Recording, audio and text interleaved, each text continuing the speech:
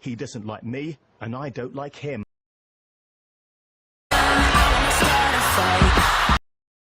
Us. Hey, look at us. Look at us. Huh? Who would have thought? Not me. You just shook up the world. How's that feel? Hey, I'm not surprised, motherfuckers. It's happening. Listen, before this episode starts, we just thought we'd make a little clip to let you know that anyone who doesn't know, we now have a Patreon. It is patreon.com/another one podcast. And there's like a few different tiers on there. And we can go and get where you can sign up to us.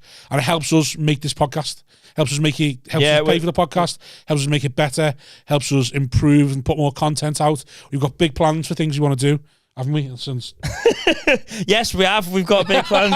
We have got big plans. Yes, Rob. Yes. No, we have got big plans, and without anyone signing up to the Patreon, this will die. Yeah. This will go away eventually, because if we can't make it work financially, we can't keep doing it, can we? No, we can't just keep throwing fucking... No, and we've got Aftermill to buy, and that fucking costs We've got kids to pay for. Yeah. Listen, We I'll need be to honest, keep this... if I can't provide, I'll leave. Yeah. So... And we already know. You don't want to make an orphan. We already know how it's going, don't we? So we needed to be giving us something back. Yeah, please. Because we're bleeding here.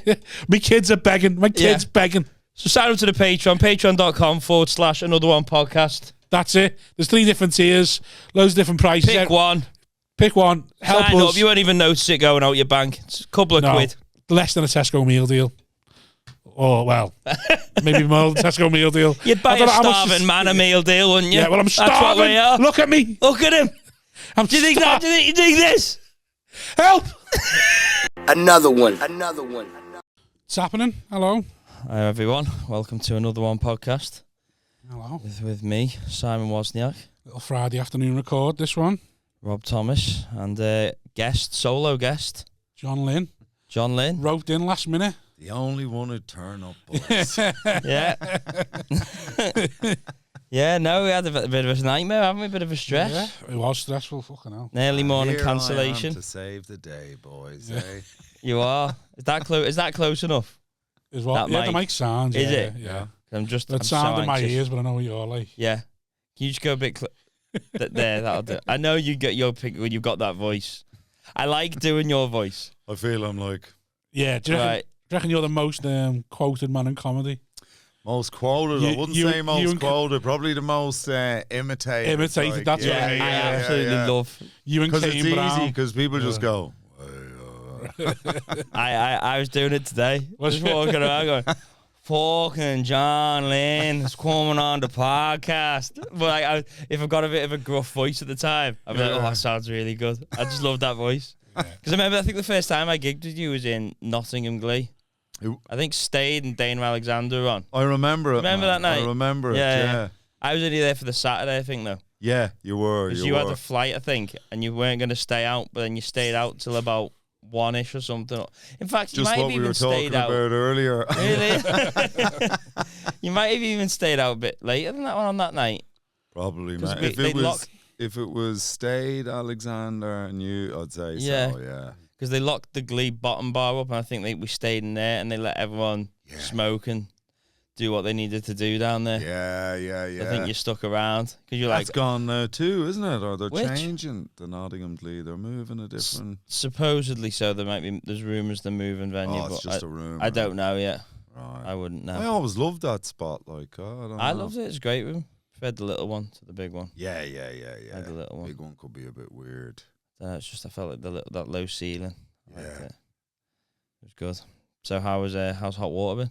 Hot water's been great, man. Like it's I'm getting too hot here now. Right? Take it off, mate. I'm trapped in with Take this it off. mic. I'm like, I can't. How am I gonna move? Scared to move it in case Wozzy starts whinging again. Well, I thought it's the summer, and he's Australia guy, and he's so like. I was wondering. You what was maybe the he's bubble thinking jacket? this is freezing for him. It's the I can't handle any aircon. Like you love the aircon, the car coming out. I can't handle it. It freezes me. I don't He know. has the aircon on in the middle of winter. I know, man. I'm a big fat cunt, aren't I? Yeah, So because I get that. I run hot something. I used to get that when I used to be a bit bigger. I used to be in it like any time. Because also what I would do though is I would always wear. I've talked about this all the time, but I would wear big hoodies no matter what. So therefore, if I can make the environment cold but keep the hoodie on to stop seeing the outline of my body, I'd be like, I'd do that rather than take the layers off and then feel exposed. Doing a bit of that myself these days, fuck boys. off, You're looking gorgeous. Stop it! You say You've that. got that. You got that. You say that to all the boys who show up. You are. He is a sexy man, though, isn't he? It's the voice. It's the voice and the hair. Yeah. It's fucking So how's hot water? So you're doing Wednesday to Saturday? So yeah. Well, it's a long story to change stuff, but I ended up not doing the Wednesday, but because it's a long story, but I had to change from. We've got a lot of time, John. A lot of time. We'll go three different versions of the story if you want. Yeah. All right, version Barry A. Never trusted that word. Yeah. Never. But I was actually in hot water the other night. It's funny, man, this game. Like, I'd know the boy, and I was so happy to see everyone, like, when I got in, Binty, Paul, you know. Like, it was really, you know, because I haven't done the UK circuit in 2.5 years. Fucking hell. 3 years. Is that because of COVID? Because of COVID, and then, so I just got off a BBC Kids show. He's next to Ian Sterling, isn't he? You're going down the Ian Sterling route. Next Ian Sterling. Is that voice of Love Island. I tell you, you've got it, mate. Love Island. Yeah. The voice of Love Island. I'll tell you how. So they're doing. He started on CBeebies, didn't he? That's what his Did he was. really? Right. Okay. That's sounding all right. Well, his audience. That's where I am, boy. When he speaks about Edinburgh, for him, his audience is CBeebies and Love Island, and it clashes. So CBeebies goes, oh, he's swearing. And then the Love Islanders know him for that. Yeah. So sometimes he said when he got his audiences, they'd be either CBeebies or Love Island. And then it'd be a bit of a clash. So you're going to try and get Love Island Australia to have a little Irish voiceover on that? Well, this is the thing, man, right? So they were looking for an Irish voice to do Love Island in Australia while I was living in Australia. And then they hired some bloke out of my agency in Dublin to fly to Sydney, and he did it. And I was walking around, I don't know him, but he's supposed to be a good lad, good comic. His name escapes me now, but I'm walking around Edinburgh and see his poster, Voice of Love Island, Australia, and I was like, man, that was during COVID. Was that meant to be your gig? Nah, like they just obviously they liked his voice. Is he young? I think so. Well, younger than me. Right. Everyone's young to me now. The old, this is what I got the Poseidon look going here. Maybe the little streaks of grey. That's the salt and pepper. The salt and pepper. Yeah. I love it. Man, I went into the pharmacy. I got a shock at this. So my agent has said grow the beard back because there's a lot. Your agent said grow the beard back because there's loads of Viking stuff on the acting front going at the moment. So they were like, grow your beard back in case they need to stick a beard on it because you've just come off this show. Like when you're just out of Edinburgh. Yeah. Your stage fit, you know what I mean? It's the same with TV and the fact I've been 6 months camera experience, it may help me get something else. So they're like, grow the beard back, and I was like, man, I got rid of the beard because of the disability shit. You know? Don't mind it in the hair, salt and pepper. But I was like, oh man, this is making me. I embrace it. Do you really, I man? embrace It was man. getting in my head. Every morning I get up and I just see these like two little. Yeah. And I walked into Boots the other day and I did it, boys. I picked up the packet. No. What's it called? Just for men. Just for men. I picked it up and I went up to the counter and I was queuing.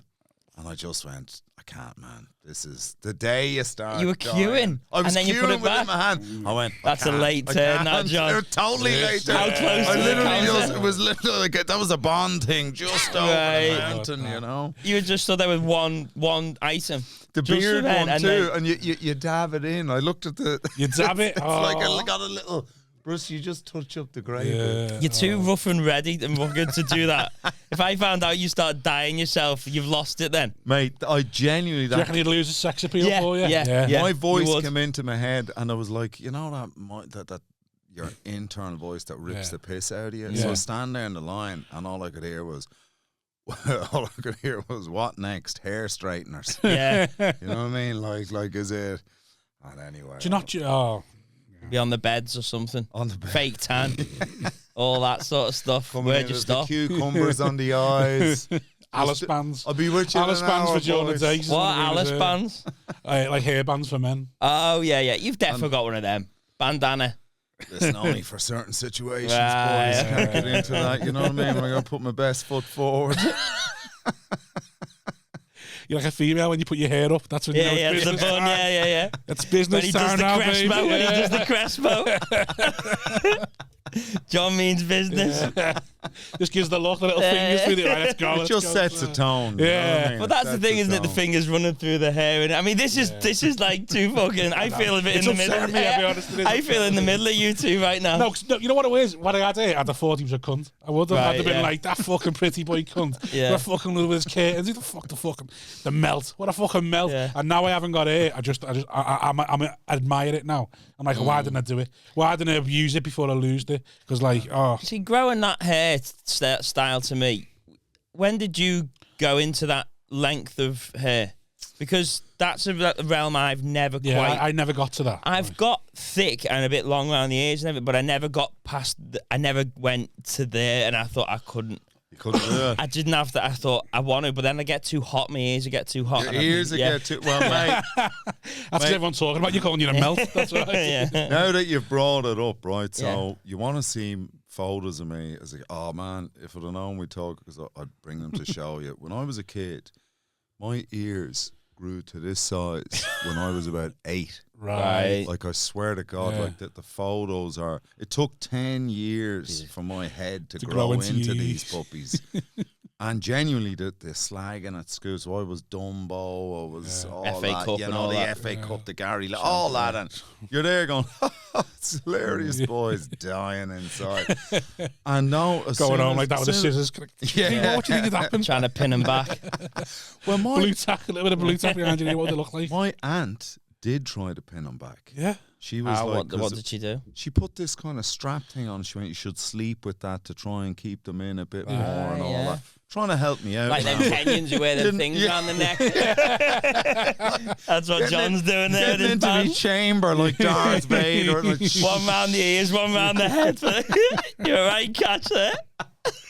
That's where the voice come from. She just said, Stick listen, one on his eyes. your ears are fucked. Put a bit of bass in your voice, you'll be all right. You'll get Sponsored by away with it. Yeah. Adidas, John Lynn. yeah, she's like, you're going to need a good voice, man. Yeah. to get Yeah, past yeah, them yeah, ears. yeah. But the gas thing was, I genuinely grew hair to cover my ears Was for it, yeah? years. Right. And then on that acting job, whatever, they wanted them to be funnier looking. So they cut the hair. They literally exposed the big ears. They wanted you to look funny on. It So was what a was the kids show in it, so it's a little bit less.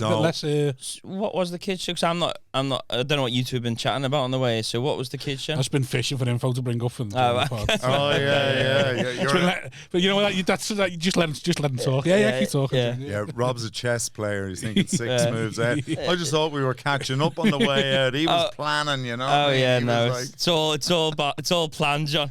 It's all planned. We know exactly where all the conversations go. Yeah. The prep we have done for this show, boys, has been off the chart. We're 3 minutes away from cancelling it. Like there are doctors. How well do you know, going, John? Oh, for fuck, I can't just do it. Well, we did. I got pissed with him once in the Glee. That's good enough. Practically best mates if you get pissed with someone, aren't you? Go on. So what happened with this? Oh well, it's like man, it was so. As I said, I moved to Melbourne. And man, when I say I moved, I was still keeping my room in London and stuff. I just kind of was like, I'll be back and forth. One of them whatever. always got a suitcase by the door. Just thinking, Yeah, I yeah. want to get it because I've got this vibe from you. So I want to try and go through your whole career. But go with this thing first. So, well, I'm over there. So I moved there, and I'm talking about it in my set now, so don't look as if I'm dropping my set in. But I moved there on the 12th of February, 2020, man. 3 weeks. You moved to Australia? before COVID. Fucking hell. Oh, shit. And it was just the stuff on it, because, man, to move there and get your residency, you got to pay like 15 grand. So I signed that away, and like, I couldn't wait. no shit, 20 days later, the world and just everything shut down. So have you you lived in Ireland, and when did you move to the UK? London, wasn't it? He was Yeah, in London I to was in- Melbourne. Yeah. So you moved to London. What age? Oh, I was like. Were you a comic when you 13. moved? Yeah. Right. Yeah. So I was I was based in Dublin, whatever. Then I did Edinburgh, and then a few agents were talking to me, and whatever the store who look after me said, "We'll take you on, but not if you're living in Dublin. Right. You have to be in London, and we gotta like." How many years ago was that? About 13 years ago. No, it was only really about, I think it's 11 now. Is that it? Maybe 12. It's mad. Maybe 12 It's mad that years. like a decade ago that you had to be to London. Like every agent was, no, you got to move to London. Yeah. But it doesn't matter now. No. Oh, now it's have you got 100k on TikTok? Yeah. Now it's that. And that really is the way. I was Yeah, talking to yeah. an agent at home, and so I was like, "What's going on with some of the stuff?" And he was like, "Man, it's that we're looking at people, and we're going, this person's terrible, this person's good," and they're like, "But they've the." Well, Alfie Brown was following, saying, and we'll make them good. yeah. Well, Alfie Brown was saying that didn't he say he spoke to a record producer, and they said, "Name the last person you signed with less than 100,000 TikTok people," and they went, "No, we haven't." They couldn't think like. They've got to have like 100,000 before they even entertain the idea of it. Really? I think so. That's what he said, or This maybe isn't I'm making misheard. my 800 Instagram followers look good. By the way, John, don't mean to upset you, but the gram's dead now, apparently. Yeah, the gram's I've gone. spoken to a few 20-year-olds. TikTok It's is... over. The gram is new, about 4 years away from being Facebook. Was he doing our market research? Yeah. He's like, we need to be on TikTok now. TikTok is it now. Man, I've never done any of it. Like, I've never done the face. Even when I set up the Instagram thing, it was only because Simon in the store was like, "Man, you have to have Instagram." And I set it up. And within like 10 weeks, I was like, "This is the worst. This is so depressing, man." I'm done with Facebook's gone now. Yeah, Facebook's finished. I keep Twitter because I find that funny. Right. Because it's just everyone just kills each other on it. Just I find it like I enjoy do, the it chaos. makes me sad. I look at that and it's all bitching and anger, and I'm just like, man, this is darkening my crystals. See, I enjoy it. I just sit back and go, "This is fucking great." This. Do you? Really? I don't. Yeah, because I'm just there like none of this exists in the real world. Okay, right. Let's get back to your. So you came from Dublin to London. We did Edinburgh, and then they said you got to come to. So what age are you when you? I think I was like, I think I was 31 or 30. Right, okay. Yeah, because they were like, because I started this late. Because what age did I was you? a teacher before this. Right. You know? So I Sexy started fucking doing teacher. a few gigs in all boys. Yeah, school. he had to get out of. He had to get out of teaching. That's why. That's why he started comedy. Oh man! So go on. So you were teaching. Even when I first my started dream, doing man. gigs, man, I remember doing one of my first gigs, and these lads, because you know when you start doing the open spots, Yeah. it's all like people who bring their mates. Yeah. So one bloke was on, and then his mates were just, "Oh, he's done." So they were just talking through everyone, yeah. and I got up. I think it's my first or second gig, and I was struggling. They weren't listening. I was saying, I was like, but boys I was teaching came in, like they were a few mad lads, and the boys walked around the room going, "Shut up and listen to Mr. Lynn." Oh, that's nice of them. And seriously, Like fucking Fagin from Oliver. genuinely, man. Like, Bring a gig, I brought me gang. and That's it was nice of them, though. because these boys, Because they could have come and put the dirt on you. Totally, man. The lads like. That's your cynical thing there. You'd have been shitting yourself going, They're gonna- these cons are going to fucking rip me on Monday. It depends what he was saying, I suppose, as well. But like, so Well, what it is, man, if like these lads, and they could be brutal to me in the school, but if you don't lose it with lads or don't talk down to them, even if they kind of lose their rag and behave a bit nuts, they'll come back to you. They'll be all right once you don't mock them or whatever. So the If you boys feel in the respected school sort of thing, yeah. could be just as brutal to me. I'm not saying like I was like Robin Williams walking or Captain Mike. They'd be giving me awful chip, but if they saw you did, so what happened was at the time they saw it in one of the lads saw it advertised somewhere, or his older brother did or something, and then it went, John. Anyway, they came to see the gig, and man, that was I actually still think about that. That was kind of nice. But back to the show. So I moved. Yeah, we're getting fine, yeah. sorry, I'm just paranoid. You what? The microphone. Oh, But it's grand, man. Okay, right, okay. You're fine. I know he's a professional, but Look at the levels and Right, what okay, goes so below I'm yellow. afraid of it popping a bit. You see, if it's too. We're all good. okay, We're all right. good, Go on. we're all So good. you were doing the gig, and then So, so whatever. I started doing that, man, and I didn't think, I'll make a career out of this. I just didn't want to play golf. You know what I mean? I wanted is that really why you got into I it? wanted a hobby. Yeah. Well, so I did bits of acting in uni and stuff, and then a few of the boys who I was with started making like a living being actors. And I was like, oh man. So one of them who actually lives here in Chester, Emmett Scanlon, he we were mates from school like at 15, and then he was out at uni with me and all that, and I met him and I was like, are you making like this your job? You're doing this as a job, like a proper Acting. Yeah. And he was like, yeah. And I said, man, I'd love to do a bit of acting, you know. And he was doing a short film called Nice Guys Finish Last, and he went, man, they've no budget, zero budget, and there's a role of mine mating it. Do you want to be in it? And so I was, yeah, damn straight I do. And so I was in it, and that's how I started acting a bit. And then I was like, again, you could never make a career of this, but I was kind of thinking, because I was doing bits and bobs, but you might do something and then nothing for 7-8 months, like nothing, not a thing. So I remember I got stood up to meet someone, like whatever it was long, and I was in the International Bar. And I went, oh man, what am I going to do? You know what I mean? I don't want to go home. And there was comedy on upstairs. Were you teaching still when you did this acting? Yeah. Role? Right, so you're teaching, doing a bit of acting. It's not going great. Exactly. You're in the International Bar. Saw the sign comedy upstairs, and I just went up the stairs to I was like, what am I going to do? Go back home, watch telly? And I just went up and saw stand-up. So I'd seen stand-up, like big gala shot and all that stuff. But I saw like in a tiny little room, and I went, oh man, that's like a monologue. Like you write something and learn it and just get up and do it. Like, and I was like, oh, I think I could give that a bit of a crack, you know? So that's how I kind of started.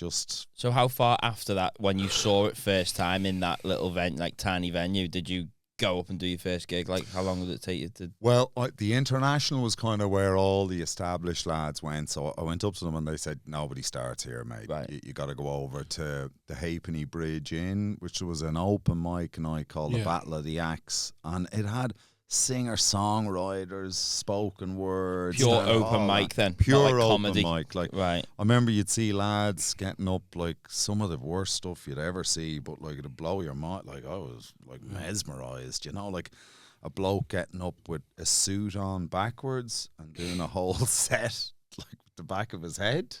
I was terrible, like the worst thing. Oh, right, okay, yeah. You know what I mean? But I was like, he must have got that suit tailored. Like, he went to someone and went, this is that good. I've had this idea. I'm spending money on it. I'm yeah. And then, like, it was fascinating to see. But I just started doing that. And then, you know, you started getting a little bit better. And then, like, the same with went over to the Inter then and kind of got in there. So you did that in Dublin?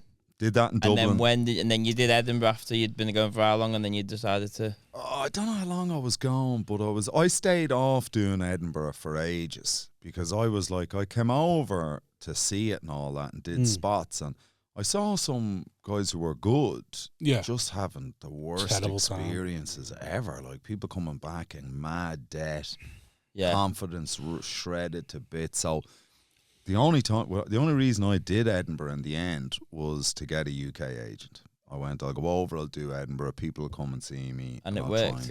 And it worked, yeah. That's very fortunate. It is, like to actually go to Edinburgh with the goal and then it come true on the first time. That's pretty cool. Well, funny, man, because it literally came through on the very last day. And it was the store? It was. On the very last day, there was a lady who's now who runs the Kilkenny Festival, who was in so I got one of those DVD deals. You know, they used to give you like a check to sign. If you ever did get big, you were tied into that. Right. Yeah. One of those. So it's kind of like free money. And it's some money, but anything that happens in the future belongs to us. Yeah, and we get it back. But you're like, certain well, agencies I got still nothing operate now. that way, don't they? Yeah, Make you sign a big 3-5 year deal to.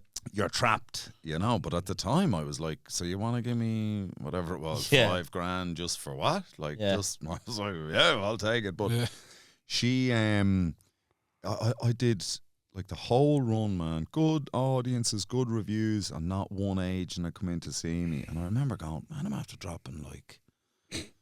$8,000 or something it cost at the time, because even if you sold, you still lost about $8,000 because I had the PR. I went all out. Right, you went full force, full whack, gilded balloon, all that business. Right, and it was only on one of the last days I met her, and she said, "How are you?" And I just told her. And man, I'd be reluctant to do that because you don't want people thinking like the worst thing. You're going to avoid people who, when you ask them how they are, they tell you. Right. You know, it's rude. It's rude. Say fine and fuck off. If you say I'm not good, that is rude, and you need to value other people's time. The minute the cunt pauses, you're like, nah, I've made a mistake here. How are you? And they pause. Say fine and fuck off. Don't you dare. Unless they're good looking. If they're good looking, what's the matter? If it's a good looking woman, then you're like, oh, have you got issue? Yeah, tell me more. Go on. What, is your confidence knocked? Oh, no. Yeah. Who hurt you? Who hurt you? I'd never do that. Right, so she, like, man, she literally, Angela Fields and I, like, I couldn't believe it at the time because I literally told her that the dream's over. Yeah. This you were broken after the first day. I was broken, man, because the show had gone really well. Audiences were loving it, and I went, I'm invisible. No one in the industry's asked. No one in the industry seen it, and I'd saved up all that material for years. You know, I'd condensed all my best bits in, and so I'd literally blown everything and gone, what am I it gonna wasn't do? filmed, but you probably think at the time It wasn't you thought, filmed, but I wasn't going to be able to come back and do another Edinburgh with that as good as material. that. Right, yeah. And I was like, man, I'm in big trouble. And fair play to her, she just rung around all the agents and went, look, this guy's, you know, I signed him for this. I gave him. So you were looking for any agent? I was no like, in particular. Well, you must have had. I did have. I wanted one of the big three sort of thing. Yeah, well, just because, like, I was going a while now, and things have been going all right over there. So, like, so how long into your career were you if we did Edinburgh? Oh, it was a good 6-7 years. Is that standard? That's why I couldn't understand why lads were going over after 3. The guys I came up with.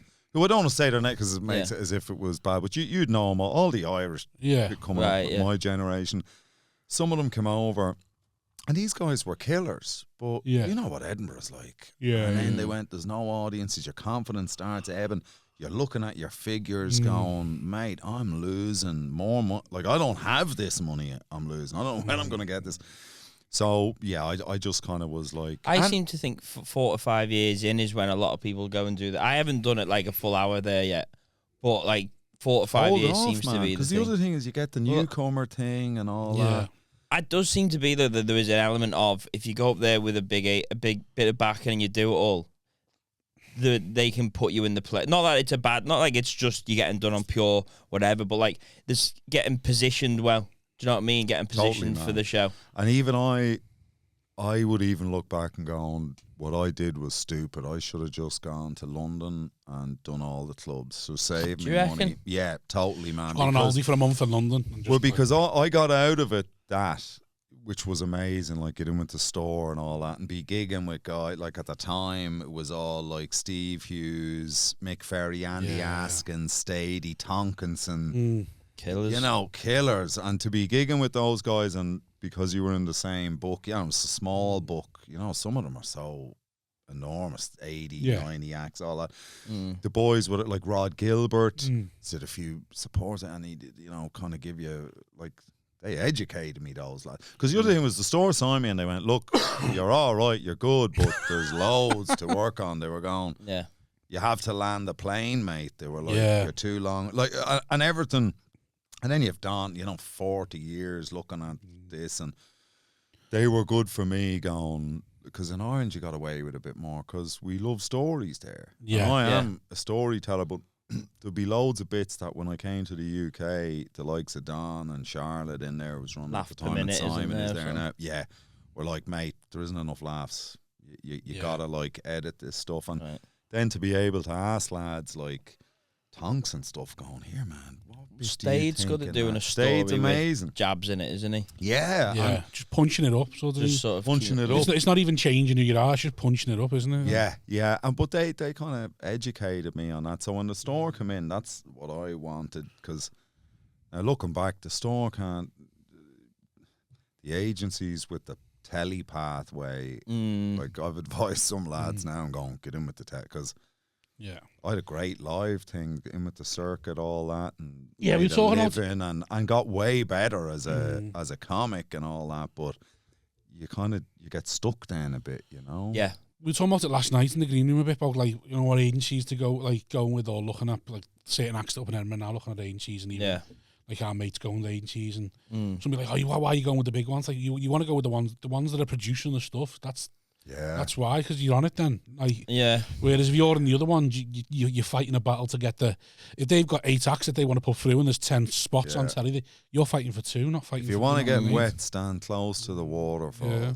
And that's the waterfall, man. Yeah. You know what I mean? If even with, like, as reputable as the store and that, like, a lot of the only thing the store was putting on was live at the Comedy Store, and that's gone now, isn't it? So. And that's gone, yeah. And even at that, man, that wasn't the store, you know. That was their the store logo, but it was something else. You could push it on through, do you know what I mean? Get myself murdered. I know, he's just so good at it. So, you can tell he's not doing the UK circuit anymore. He's just going, this is that, and this is that. I'm like, man, I ain't look, I'll be way prouder to be a reputable circuit act, because, man, that's where... Yeah, they're the ones you'd respect. Like, even you mentioned like Andy Askins, man, I'd watch Andy every time, and he ain't done very much. You look at the big ones. You look at the big acts. That's the ones that are really playing arenas are the ones that are smashing. Smash the circuit before they ever done anything. Yeah, the ones that are playing for 300 seater venues, like the theatres and that, they're the ones that have been pushed through too soon because they haven't got it in them to get the wider audience. I think Acast is probably like one of the well, there's Acast, but even Acast is only playing 2,000. Yeah, but he's never going to be a arena. Talking about the Bishop or Bridges, who's playing 8,000-10,000. It depends on I suppose it depends on what you do, isn't it, and whether the audience is there for you and everything. But I don't really know. But so anyway, going back to you got the agent from Edinburgh. Yeah, moved to London, and they said you got to come to London. You moved to London at what age? And it was so weird, man, how it all worked out, like her life. So when did you give up the teaching after Edinburgh? Yeah, I'd given up the teaching before that, so I was doing stuff in Ireland. Was you making money in Ireland? I was, man. Yeah, so I was doing that was the weird thing in Ireland, man, because it's a smaller game. You do everything. So as comedians, I was doing bits of acting, and I was still acting. So that's what the store kind of were like. Look, what are you gonna make? 2 years before that, I did a play in London for, well, it was in Dublin it was about 6 months. And then you come back doing stand-up.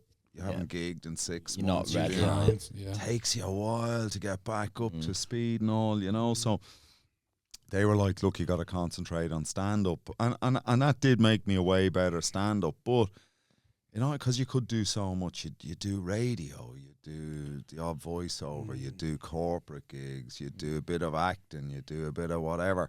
So I actually found, man, I made a way worse living when I got on the circuit. Yeah. Even though I was doing way better, like I was like, man, my position better gigs, and your status, easier money, the status and all that way better, and like with the store, blah blah. It was like, you know, ride ups and my first Irish guy we signed with the store, all that malarkey. And people are like, my God, like other colleague mates coming up, going, man, brilliant. And I was like, dude, even though I'm working every night over there, there's none of those big checks anymore. Like you know, in Ireland, in the UK, because in Ireland, because he's gone from doing the bigger, like me get a corporate or voiceover for a few $100 to just doing the 150, 200 gigs. It's not the same. And it's because it's a small market. There's less people there, so you're a bigger fish. So even though I was doing the circuit and going really well in Ireland, you'd pick up the real big lads ain't gonna do a corporate for, you know, whatever, a small amount, but you would, and they added up. So I had a good living in Dublin, you know. It was actually a sacrifice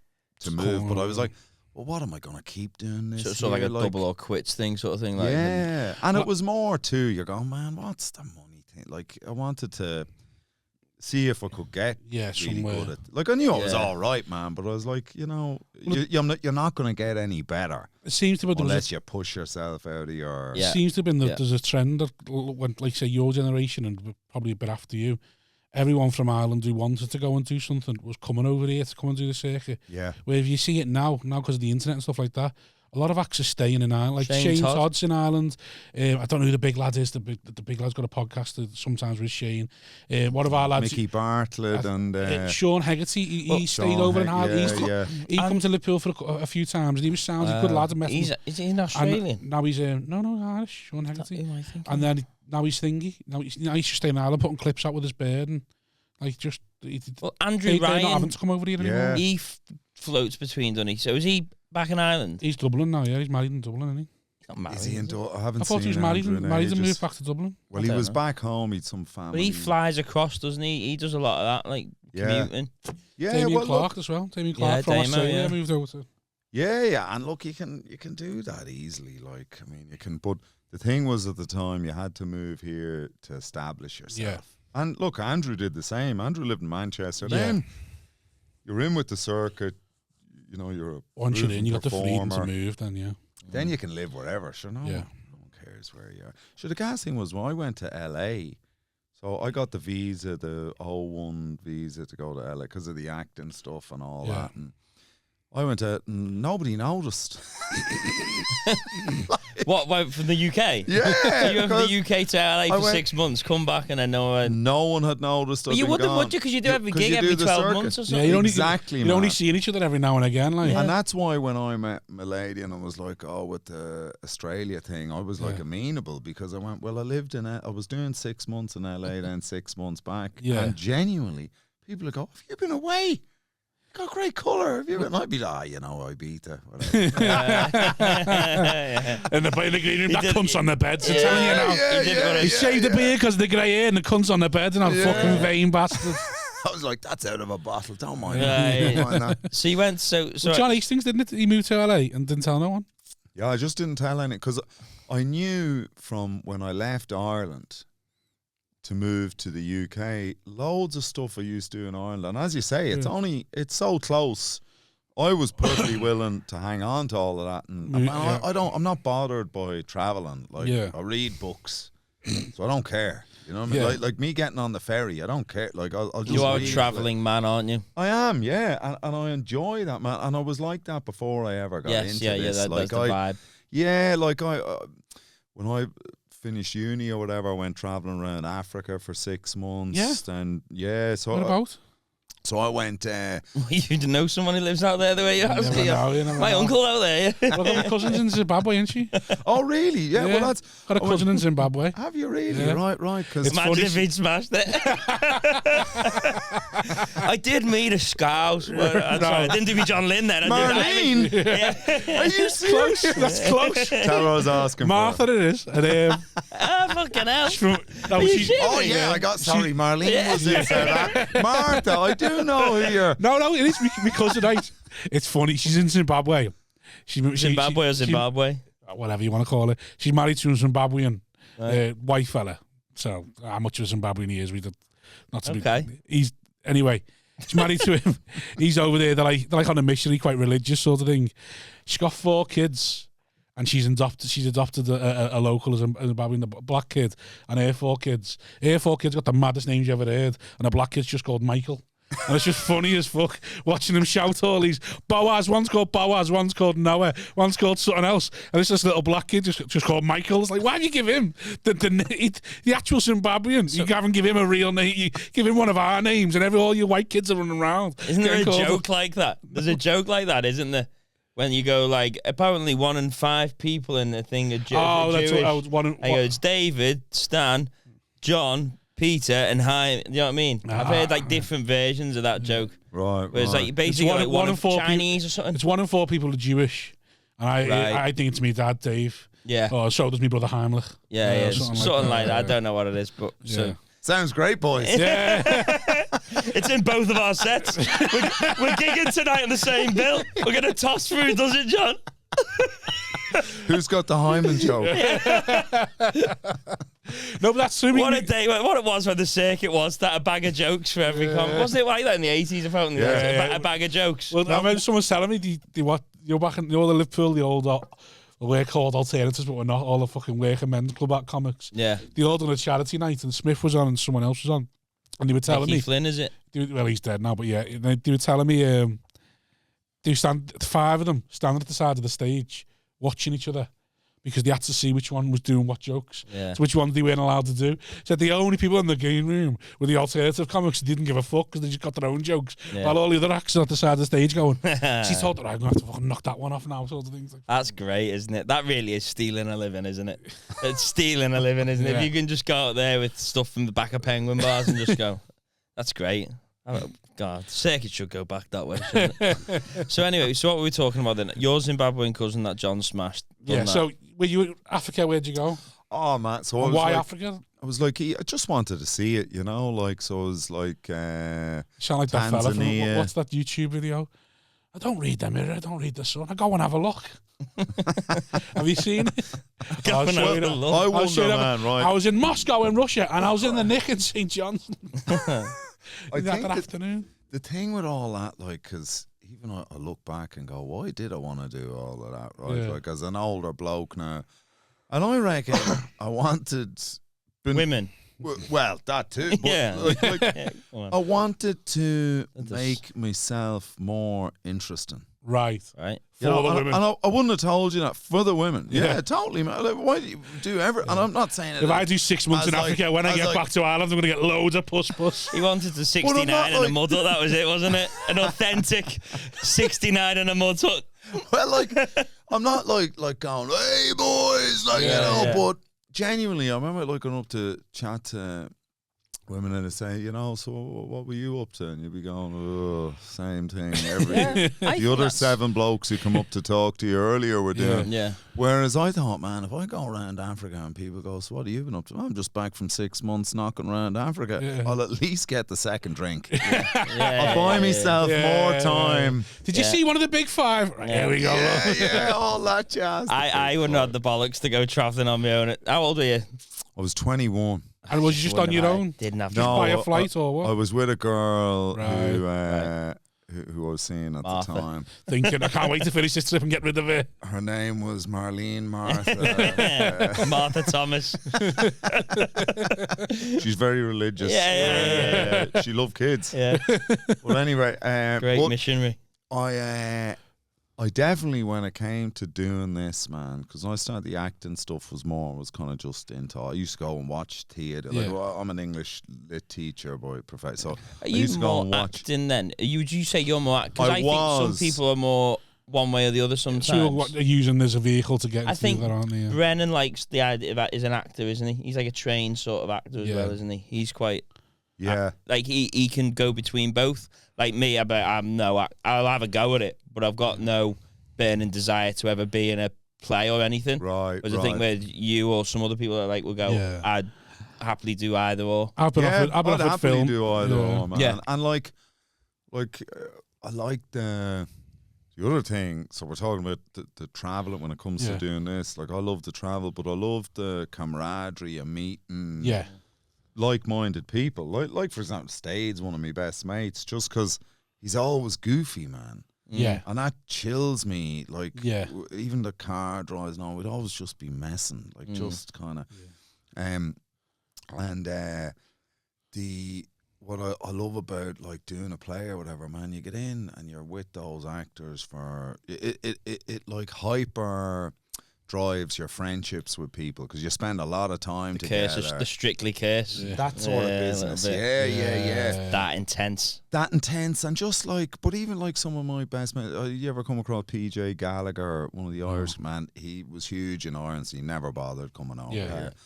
But like, now PJ stopped doing his radio show, he's not bothered doing stand-up anymore, but me being back home, one of the first lads I called was him, even though he doesn't do it, because we just got so close with all those car journeys, man, that you're just totally at ease with each other, you know? So when did he give it up, that guy? Because it's weird, because I do think comics, they do it to get to 11, they go, you can really go, I'm done with it now. Becomes hard to write, I think, man. Yeah. Becomes hard to write when there's that pressure on you. I think some people just like having a laugh, and then some people are creative. So I think some people love the idea of always coming up with something new, always coming up with something new hour. Some people think, I just wanted to be funny for a bit, and now I don't have to, like, there's no sort of like, I don't need a job, or like I don't need to. If that guy, you go, I get a cushy number on radio, and then you don't do it for 6 months or 12 months, and they go, "Oh, I'll go back to stand up," and then you do it, and you probably think, "Oh, I'm not as good as I want to be." Yeah, and then you're also going back with a load of sharks who are stage fit, you know, like people who want to be where you are as well, who've been working to get better than you, sort of thing. Because exactly, they want to push that cushy job, Well, as Don Ward used to always say in the store, a lot of people don't like it, but he'd have guys do the 10 minutes and they'd rip and all. He'd sit them down and he'd point at the board and say, well, who am I going to replace? I loved it when he asked me that. Yeah, I said everyone. I really want to. Mike's Did you really say everyone? Because I had the best gig of the night. I had the best gig of the night, and he pulled me in, and he was like, "You're checking the lineup before your 10, saying I can shine here." You know what it was, right? He pissed me off because it was my second 10. The first 10 I come in, and he's bladdered. And he's on the red wine, bladdered. Good man. Brings me into the little office or whatever it was, and he goes to me, "You were great. You like the next Alexi Sale, you." Because I loved it. You like the next. I'm sitting there thinking that cunt built your club. You built your money off the back of that cunt, so I must be doing all right. Like sitting there thinking, I've smashed this. And he went, "Come down, do another 10. We'll go from there."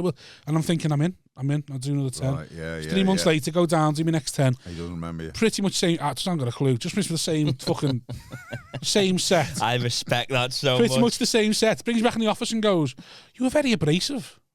And I'm like, send me the next. What the fuck do you think? Like Donnie boy. Yeah. I was we were thinking, friends. You're very abrasive, and I was like, yeah, well, that's who I am, sort of thing. Like, well, I'm 6'3", I'm 23 stone, I've got to play on it, haven't I? Yeah. And he's like, yeah, I get that. And he goes, I just don't know. And I was like, well, the audience weren't asked. The audience, like, they were scared of me. They all laughed. And he was like, yeah, I know, but I just don't know. And you're like, and then he goes to me. I was like, well, I got some big laughs. He's like, oh no, I know, yeah. And then he did that. He went, so, but like, I've got to think, who would you replace? Who would you replace? And I went, well, based on tonight, everyone, yeah. I said, because I got the best. I said, I got the best response tonight. And he just laughed. He just did that. He just laughed and went, well, I like your confidence. Just email us tomorrow and we'll go from there. Right, and I emailed them, phoned them. And they were like, oh, yeah, Don said he wants to do another 10.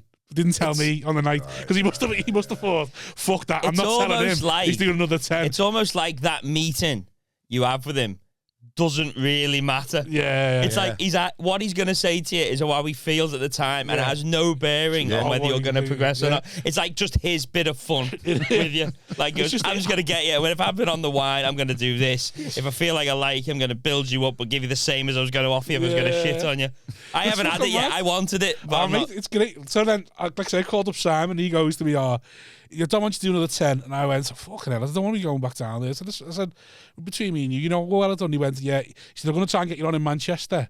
And then we'll go from there. And the pandemic hit, Manchester hasn't come back. I know. And then I've not spoken to, I've not even called them since. Because, you're just like, I don't need you right now. I will do. So I'll call them eventually. But I've tried. But that actually did me a lot of good because my first open spot in the store, I got freaked out, man. I went into the green room and no one was talking to me and whoever. I think you need that, though. Yeah, that bit of, fuck you got to come in. You know what I mean? Maybe, like, you've man. got to come in. We're not just going to start talking to you because it's like a boxing gym, isn't it? They're not going to train you really well if you're just going to flake off. When I did the London store, yeah. You're not being friends with this guy who might never fucking do it again. Well, you might steal your job as well. Like, think that cunt wants to be the next champion. He's got to go through. Not even that, but if you think he's good, well, that's what's happening. Yeah, like that is the reality of what's happening. In boxing, definitely is. In comedy, you can argue that might not be. To try and do well enough. Well, yeah. To fuck one of them cunts. It's like the Pride of Lions, isn't it? Yeah. Eventually you knock the king off and then he goes I just wasn't off. used to that, man. In Ireland, they wouldn't even, man, dudes, it was too small for that sort of carry on. They just say hello to you. They mightn't give you much, but they didn't just pretend you weren't there. It's a little bit like that in hot water. I feel a cunt sometimes. You're like, I can't be arsed giving too much to you. Maybe in there's a couple of open spots. You're like, I don't even know you're going to be here next month. Yeah. Like, I can't, like, I'd say hello, I'll be polite, but you think, especially when they're peppering you with questions, and you're like, yeah. And you don't want to be a cunt, but you want to be like, listen, mate, I'm here to have a laugh with me mates in the green room sort of thing. I don't want you asking me what my process is. Yeah. But you do have to remember that's what you would... I know, that's what you were like. Constantly even now, you're still sort of searching around for what's the key to make me not to be completely bulletproof. Yeah. What is it that's going to make me bulletproof, and then I think now I've learned 3 bottles of red. You just keep on going. Oh, maybe there isn't. There's just it's almost like you have to go. Oh, I don't care now to go. Like that's what's maybe making me okay because I don't. You have to sort of rather than be like you're gonna have some gigs that you're gonna potentially struggle at maybe. Yeah. But then I don't know. Yeah, so when you went first, was it the London store that you felt a bit uncomfortable, was it? Yeah. Yeah, man. And it wasn't anybody's fault. It was all of my Who was own on the bill? head. Come on, John. Not Name saying. names. Come on. Name names. Are they still active today? We had a bit of beef, man, when I ended up getting in there. And What's his name? Like going, fuck him. Fellas were talking to me, and I was like, you weren't too nice to me before, So we Yeah. had it out, man. It's always a good I can't say, because That's always a good one when you're there. Before the gig, no one Okay, says I nothing. don't know how au fait you are with the Northwest podcast scene at the minute, but there's something called your Pro Evo it. Right. Yeah, So what? do you know the game Pro Evolution Soccer? Yeah. And the game, they used to not have the rights to the names of the clubs. So Liverpool would be called Merseyside Red, and Newcastle would be called Tyneside Black and White or something. So therefore, if you tell us the name, so you think of the name. Yeah. So for example, Rob Thomas could be something like Bergelin. It'd be like Roberto steal Tomás. something Welsh. yeah, something like that. But No, man, we Okay, had it right. out, and it was because I'm pretty chill, unless if you're openly hostile to me, then I'm like, well, I'm not. The only person I ever had. I played tennis with you, and I was hitting you the ball. You just let him say, "Boys, I'm not playing now." right. But then if someone apologizes, then I'm like, all right, So whatever. But anyway, the reason I'm saying it is with the forgetfulness. I walked out, had a horrendous, as I got out, had this opening line, and man, there was a bloke in it, and I'd never come across it before, but got a bit of anti-Irish stuff. I've never had it ever before since. So not trying to row in with whatever. Your man was a bit drunk. I kind of said something to him. He didn't take it well, and he started giving me and I was so shocked by it that I freaked and had a horrendous death. Yeah. Did you speak to him, or did he speak to you when I he found out spoke you're to Irish? him, and then he started calling me, "You paddy Irish," all Fucking this hell. Maybe he lived in and Ireland. just sitting there, and he's in the front row, and he's just saying it real low, man. "You paddy Irish," and I was like, "Is this bloke gonna? Is he gonna come for me?" And it was the Late Show. Right. Yeah. So he's So a you bit- do your he's- first, but then when you did your first open, you had to do the late. Yeah. Yeah. Man, I was just totally out of my depth, and Because they're quite tired horrendous anyway, depth. aren't they? They're That one. tired, So, they're hammered. It was weird. And I watched the first show, and it was so cool. Yeah. And I was like, and Stade was on, who's my good mate. So I felt comfortable in the first, but then he had to go. So he did the first in there, but he had to go and get a train. I don't know where he had to go. And then there was 2 new lads in. And anyway, it was odd. And then I walked out, struggled at the start, and then your head goes, "Oh no, this is going bad. This is a store. This is all on camera. This is terrible. Yeah. I'm ruined." But when I went back in with the Edward, Don had forgotten me, and I just never said anything. it's perfect whether you do well or not. Yeah. He doesn't give He a hasn't got a shit. fucking clue. He pretty much went, "There's no way in hell you're getting in here." 2 years later, they're managing me. Yeah. Yeah. I literally grew a beard, and he forgot. So did all you- Well, about he it. called me to abrasive. He's added me on Facebook. Yeah, I've Oh, heard man, of John- him. I've never met him in my life, and he's added me on Facebook for some reason. I'm just on there now You going, have met him. his daughter's fit as fucking. You have met him. What? You have met Yeah, him. but he doesn't remember me from one gig to the next. But for some reason, he might decided do. to add me on Facebook. Well, maybe me, it's I'm somebody fine else. with the comics, and that's Maybe it. it's himself. I was there going, what the fuck's going someone on? else will be doing his admin for him on Yeah. Facebook, not him. He has Yeah. some minnow doing it for a laugh. I was there looking at his daughter on a yacht So going, you unbelievable. I should have been tanked- mates with him. It should have been nice. Did you tank that gig and then Oh, you didn't even horrendous. do another tryout? You were just managed by them. I didn't do another try. You should have before you That's managed by them. Because I was like, man, there's no way they're ever gonna. That was that was Yeah. one of the worst. Oh mate, Was it it was that bad? It was bad. 5 it was or real 10? bad. 5. A I bad think that's 5 what that killed bad. me, man. Because when I walked out, I said the first line to the bloke, and he just heard my accent and whatever. I can't remember what I said to him, but he didn't like it, and then he started giving me gruff, like from no more than 5 to 7 seconds. He started giving me the Paddy Irish youth. Whilst you were trying to carry on with your Whilst set. I was trying to carry, So it and was then I'd just only you- 5 minutes. Right. Fucking hell. And Yeah. I can see this guy, and he's like this. He's like, Right, he's yeah. closing his fist on, and he's hammered, man, like Right. out of it. And Mark, who's the main security in there, the huge man, who's a gent, man. That dude. Yeah, it's lovely. He seems to remember you.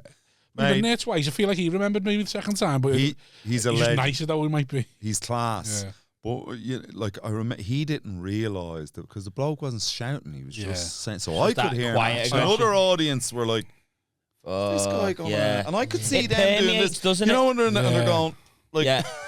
So anyway, man, and then I was like, and the lights flashing, and then you've died. Yeah, you can't go over that. And their big thing when you went in, overrunning. You overrun, you're finished. That was the big. So whatever, but he forgot all about it. But it was when they came to see me in Edinburgh, and then they went, you have to come to the store and do opens. So I went in, but I ripped them all. So I did a 5, a 5, a 10, a 10.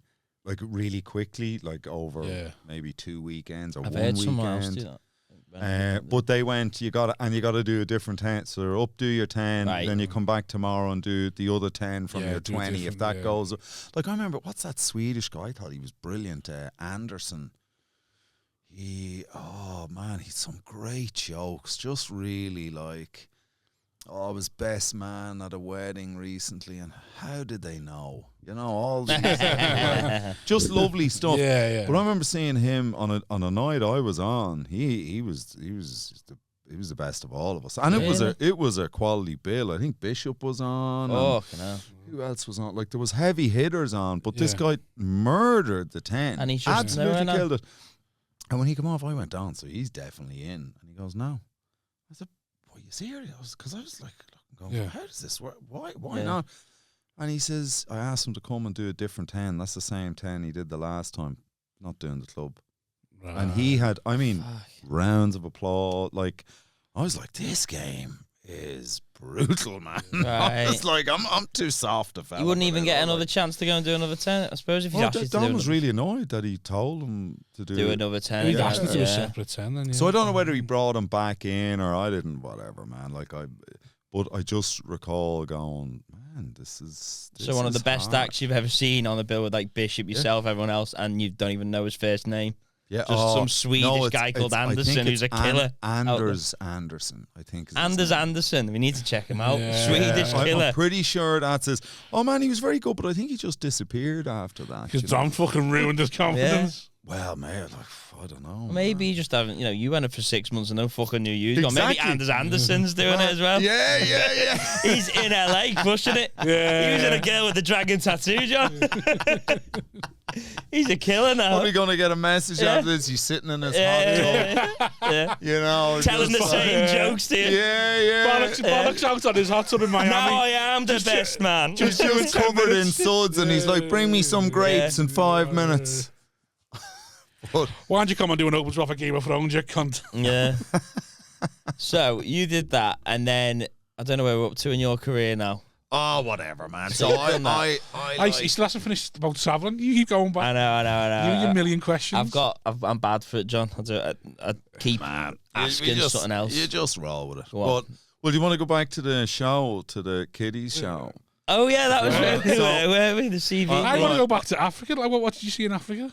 Oh man, I went through so I was in Zanzibar, Tanzania, Uganda, Kenya, and then in through Malawi, down through Zimbabwe, and Deliso's land. And how was it? How were they with you?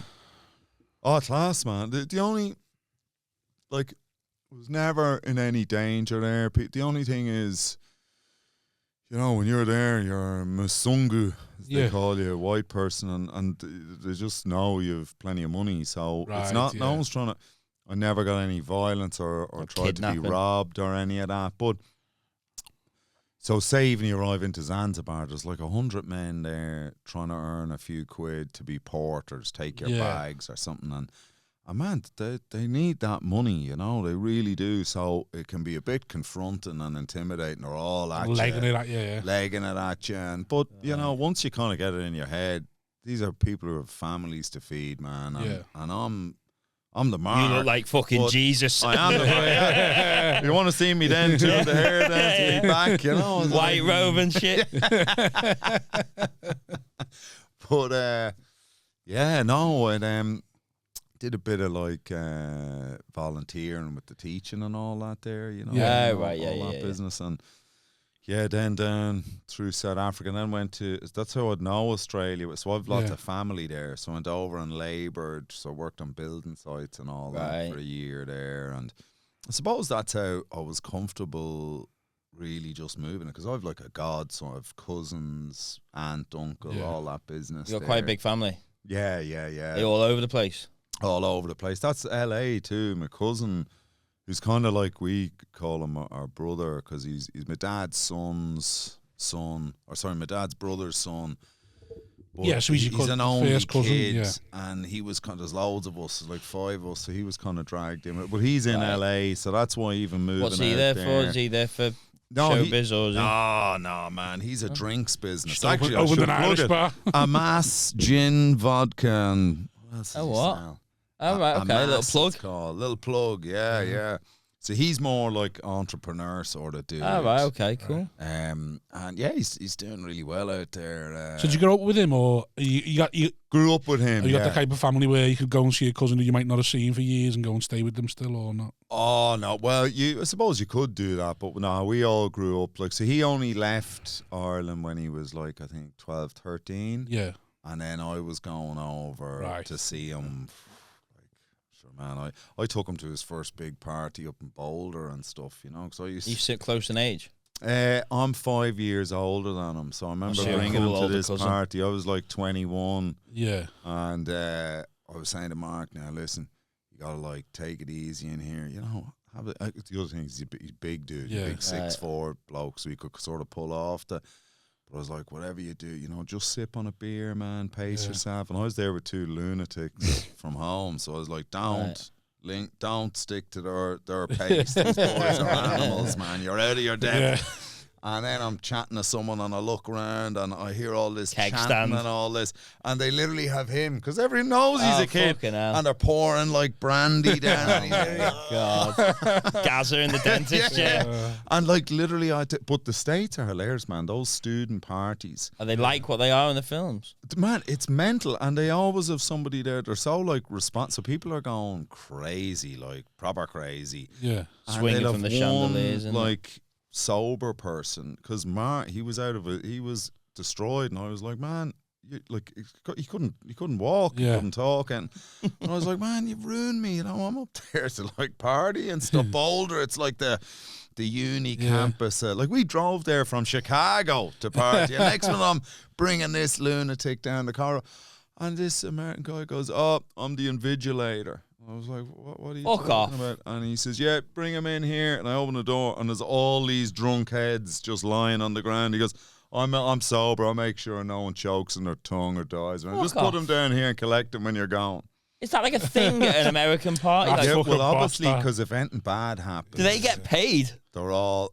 I want to get fucking paid. I think it's more like a designated driver or something, you know what I mean? But I remember like literally dropping him on the ground and going, just make sure he's not dead. I'll be back for him in about 2. I don't know whether I'd trust that fucker in there with all them unconscious young people. Well, he was always well older than everyone as well.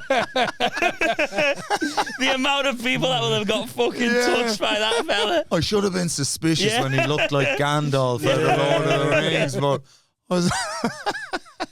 It'd always take 2 minutes to open the door when you went to collect the beer. Hold on, I'm here now. We used to do that. Like, we went in the pub when we used to drink in the pub when we were dead young. We used to go for like naps in the pub.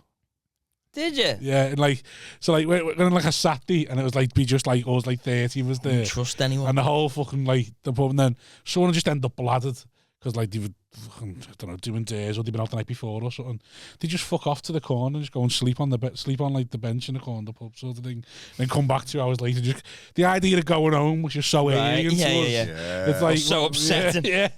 Why would they go home? Be asleep? Go home to me ma's box room. So I might as well go and sleep on the bench, and I can still make the night out later on, sort of things. Like, that's incredible that you'd have a designated area to go and have a kip in the pub. Just sleep. If you sleep in your chair, don't have an actual fucking pull out bed in the. Well, don't you want to upset no one? No one ruin anyone's drinking by having to watch you. Do you need that table a bit closer to you? No, man. It's I sprained this this foot the other day. So it's Oh, no. a bit like, so I was just trying to elevate it there. What were Is it you all right doing? Were putting it you on, exercising or just had a little? Man, I would love to say I was like, I was in my 10th day of my Ironman training, but the reality is I went to do the weeds in my sister's garden, tripped over a thorn, and busted myself. I've hit that age now that I go, I'll take care of them weeds for you. Right, And afterwards, okay, yeah. I need medical attention and a 4-week physio plan. That's where I literally just fell over, man. You're at a weeding age. Like crawling back into the house because it's sweat. Like I couldn't put any weight on Your it. sister's like that, look at the weeds still there going, all right. Yeah, it does look a little bit swole there, yeah. So, And get those clippers, they'll get rusty out there. so you were at the, where were we? Africa, Right, weren't so we? we've done Africa. So you want to go back? So we go right the way back. Kids show. Right, Right, so what's so happened to the kids So show? you told me in the car it's you, a 14-year-old, and two 21-year-olds. who's amazing, man. Yeah. She's like absolutely class. Like holy God, like she's so good. This kid, Grace Barkley. But then, do you remember? So then there's David Byrne, a Scottish lad, 22-year-old boy, is brilliant boy, like he's class. But there was a girl in what's it called? Britain's Got Talent. Right. About 10 years ago. And when the dog won it. Yeah. Oh, remember Paul that? Callum Same year Oakley. Callum Oakley was in it. Our mate Callum Oakley. Yeah, he Oh, lost to that dog in the semis. So did Molly. She was an Right. 11-year-old girl. So she was the Need to get Aaron Callum 11-year-old. together. Yeah, really, man. Like that. Pudsey. I must text her actually. Callum Oakley, He's yeah. in the Callum semis with Oakley, him. right, Yeah. right. So yeah, she's in it doing the because that's you mentioned Strictly earlier. She's on Strictly now. Is she? Yeah, they're training for it now. Oh no, sorry. They just start Dance training Night. for it next week. Right, okay. No, it is Strictly. It is yeah, Strictly, It's Strictly, yeah. Right, I don't know. But she's class, man. Like She's- funny as. So it's a mute. So the premise of it is right. She is the biggest pop star in the galaxy, right? Yeah. And this is in Australia, this or something? No, it's BBC. But the reason I wanted to do it, it's shown in Australia, Canada. I think they're trying to sell it. So to is it out Disney. yet?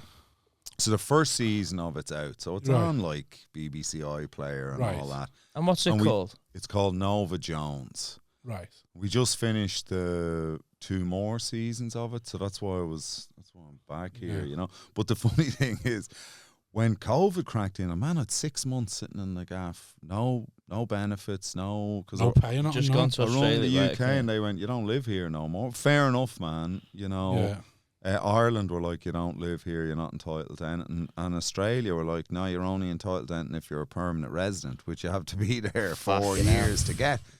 So I'd nothing, man. Literally ringing round mates who've done well, who I know of a few quid, and we're like, man, I hate to ask, but like, I can't go to a bank. Yeah. You know, who's And gonna? there's just no work. No, man, no work. You're only allowed out for 1 hour a day. And I Yeah. laugh at the lockdowns here. Melbourne had Prison, innit? like the cops and the choppers flying over housing estates with the flashlight out to see if people were out after 8 p.m. Fucking hell. Like, I nearly got fined for walking the dog twice in one day. And I literally only got away with it, the Irish accent, and I nearly went into tears because I was Did they like, have the army out over there or not? Yeah. Did they? Yeah, man, it was like crazy. Remember when we It were was- rumoured that the army were going to be stood outside fucking One Stop, fucking checking your bag for essentials, and everyone's like, "This is bollocks," because somebody posted a video of like 10 trucks on the motorway going was like, 10 "What's happening, no, boys?" It's like not. Turned out to 10 be just trucks are going Asda. through Formby. It was. 10 trucks are going through Formby bypass, and everyone was like, "They're bringing the army to the streets. They're bringing the army to the streets." Yeah. Well, that's what, like, man, Australia went nut. Like, it really went. Now, when I say Australia, what you forget about Australia is it's 6 different little Yeah. countries. Victoria, which is where Melbourne is, went mental, man. Right. Absolutely. Like, and I get it. Look, I'm not, like, I was kind of. So when it first came out, they told people stay at home if you're COVID positive, and then they went in and checked to see who was at home. So there was 3. The government. Yeah, there was 3,000 people who had tested positive at the time in all of Australia. Borders closed, and they said, "Ye stay at home." and then we can reopen or whatever. And they went to check, and only 800 of them were at home. Good. So the rest of them, they were like, "You're positive. Like, here's the you are. What? It's in you." And he's like, "But I'm going out tonight. Like, I've tickets to cinema." And they just went. I gotta get her out, mate. Yeah. So, or maybe you're positive, but it's my first match on Tinder in 2 years. Yeah.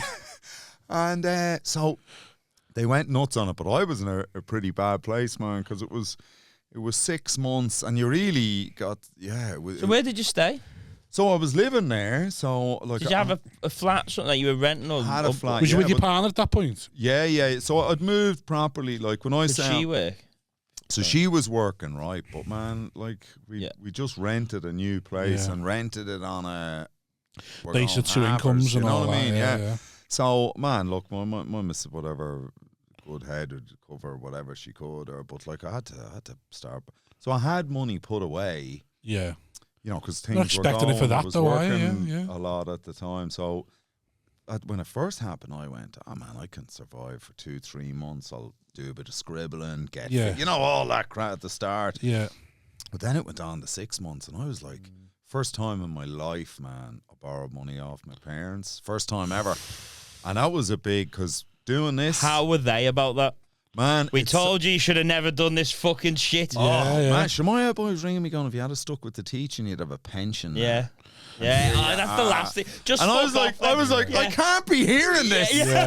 Not now, Dad. Oh, fuck it then. Bang. There you go. Is this what you want? Is this what you want? I had it right. I had it with Liverpool in the European Cup final in Basel, and I gave an interview for Sky Sports. Yeah, just talking, and someone to me, "Oh, you're Robert, come across dead well." And I heard him go to my mum, like, "See, Robert, come across dead well there. Do you ever reckon he'll go back to uni and do law again or not?" Yeah. And like, he said it to me mum, and I'm really, you know what I had to do? I had to go. I did hot water the next weekend. I just walked in the pub on a Sunday and went, "You know how much I've just earned Friday, Saturday for 2.5 an hour?" And then just like walked out again. Just fucking, do you reckon he'll go back to? Like, fuck off! Fucking never asked you for money in my life. You fucking fuck off! I've got my own house. You can't. If you're financially free from them, yeah, then exactly. It's like, but like, if it does go wrong with what happened and you're like, "Oh fuck, yeah, I need help." Yeah, the last thing you need when you need help and what's just happened is somebody to give you a fucking grilling. Going, well, if you'd have done, you go, well, what do you think I've got to know? This is still, it's just. You're like, what do you want me to do? If I leave the house, they'll arrest me. They're out there waiting. What do you want me to do? Well, maybe you'll be best eggs. You have to pay rent when they go. I was like, on the other hand, I've never got the type of value I'm getting from my rent at the moment, Dad. You know what I mean? I'm like 23 hours a day, every day. I'm in there. I'm doing some belt and DIY, you know that? Yeah. But so you had to ask them. No, I have to say, man, my parents so I've never asked them for anything in many ways, because doing this, if I ever went somewhere and I need money, they'd be like, "What are you playing at? Why are you doing? Yeah, you feel like what a are you doing?" And like, you know, so I would rather go do a few days sub teaching, help them anything than ask them, man. Yeah. Anything for my own head and the way I look at myself and all that. Yeah. But I have to say they were class with this, because they were like, "What can you do?" So they sorted me out. Oh, so they were sound with you then? They were sound, man. They were sound. That's nice to know. And they were really like, "Just hope you're all right," and you know, things or whatever. They were actually. Have they set up a payment plan to get it back? You bet your ass they have. That Nova Jones money is gone, boys. It's gone.